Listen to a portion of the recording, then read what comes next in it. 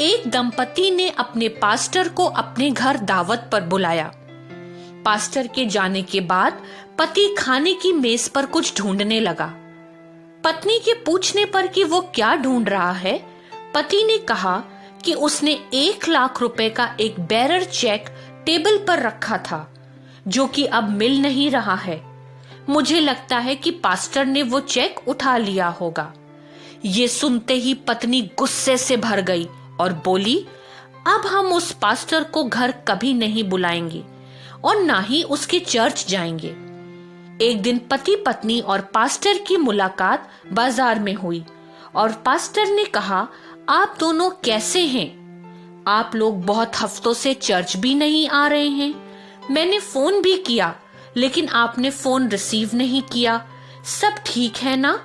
तभी पत्नी बोली, 2 महीने पहले आप हमारे घर दावत के लिए आए थे। मेरे पति ने टेबल पर 1 लाख रुपए का एक बेरर चेक रखा था। आपके जाने के बाद से वो गायब है और उस दिन आपके अलावा कोई दूसरा हमारे यहाँ नहीं आया।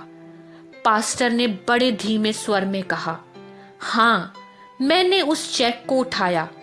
खाना खाते समय उस पर खाना ना गिर जाए इसलिए मैंने उस चेक को उठाकर पास में रखी बाइबल के अंदर रख दिया था।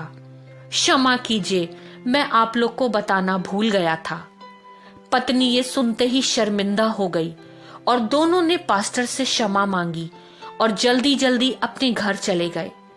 घर पहुंचकर जब उन्होंने बाइबल खोली तो चेक उसी में था।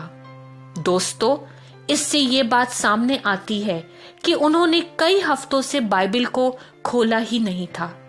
यदि बाइबल को पढ़ना और मनन करना उनकी प्रतिदिन की आदत में होता तो उनको चेक के लिए ना परेशान होना पड़ता और ना ही उन्हें पास्टर के सामने शर्मिंदा होना पड़ता।